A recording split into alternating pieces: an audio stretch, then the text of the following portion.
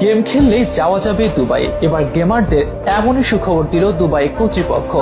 এতদিন গেমিং নিয়ে তেমন কোনো মাথা না ঘামালেও অবশেষে এর বৈশ্বিক অর্থনৈতিক গুরুত্ব বুঝতে শুরু করেছে দুবাই, আর এ কারণেই স্পেশাল ভিসা আবেদন চালু করেছে দেশটি। গেমিং যে এখন আর শুধুমাত্র বিনোদনের মধ্যে সীমাবদ্ধ নেই, এর যে আছে বিশাল এক বৈশ্বিক মার্কেট, তারই জানান দিচ্ছে দুবাইয়ের স্পেশাল এই গেমিং ভিসা। শুধুমাত্র গেমার নয়, সুযোগ থাকছে কন্টেন্ট ক্রিয়েটরদেরও। ইতিমধ্যেই নেট দুনিয়ায় আলোড়ন ফেলে দিয়েছে এই খবর। উন্মাদনা কাজ করছে দেশি গেমার ও কন্টেন্ট ক্রিয়েটরদের মধ্যেও। অনেকের মনে প্রশ্ন, কিভাবে করা যাবে এই ভিসার আবেদন, কারা কারা পাবেন স্পেশাল এই ভিসা, কি কি সুযোগ সুবিধা থাকছে এতে, এসবের বিস্তারিত নিয়ে থাকছে এখনকার বিশেষ আয়োজন।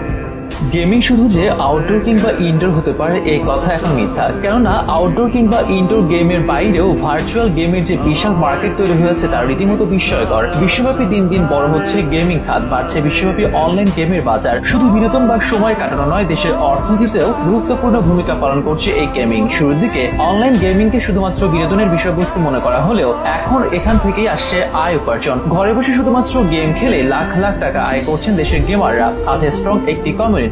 2 বছর আগেও যেখানে ঘরের কোনো মোবাইল কিংবা পিসির সামনে বসে থাকলে বকাঝকা করতেন বাবা মা, ভাবতে নষ্ট হয়ে যাচ্ছে তাদের সন্তান, সে বাবা মাই এখন বুঝছেন অনলাইন গেমিং এর মার্কেট ভ্যালু। দেশি কিংবা আন্তর্জাতিক মহলে পরিচিতি বাড়ছে অনেকের, বাড়ছে সোশ্যাল মিডিয়ার উপস্থিতি। তবে অনলাইন গেমের এই ভালো সময় একদিনে তৈরি হয়নি। করোনার আগে থেকে ছিল এর বিস্তার। পরে করোনাকালীন সময় সারা বিশ্ব যখন টালমাটাল অবস্থা, তখন এই খাতটির বিস্তার বেড়েছে হু হু করে। তাই ধারাবাহিকতায় এখন বিশ্বব্যাপী রাজ করছে অনলাইন গেম। এবার সেই অনলাইন গেমের গুরুত্ব বুঝতে পেরে অভিনব এক সিদ্ধান্ত নিল দুবাই, দিল গেমারদের জন্য স্পেশাল ভিসার ঘোষণা। সম্প্রতি দুবাইয়ের একটি যুগান্তকারী গেমিং ভিসা উদ্যোগ চালু করেছে, যা এই শহরে গেমারদের আসতে আরো আগ্রহী করে তুলবে। সেই সাথে এটি পরিণত হবে গেমিং হাবে, যেখানে মিলন মেলা হবে সারা বিশ্বের গেমারদের। এমনই পরিকল্পনা দুবাই কর্তৃপক্ষের। এর মাধ্যমে এই খাতে বিখ্যাত কোম্পানি এবং একাডেমিক প্রতিষ্ঠানের সাথে সহযোগিতা বাড়াতে চায় তারা, যার মাধ্যমে এই শহর আর গেমিং মার্কেট দুটোরই প্রবৃদ্ধি বাড়বে বলে মত বিশ্লেষকদের। তবে শুধুমাত্র গেমারদের জন্য নয়, এটি ভিসা কন্টেন্ট ক্রিয়েটর আর সোশ্যাল মিডিয়া ইনফ্লুয়েন্সারদেরকেও দেওয়ার কথা জানিয়েছে দুবাই কর্তৃপক্ষ।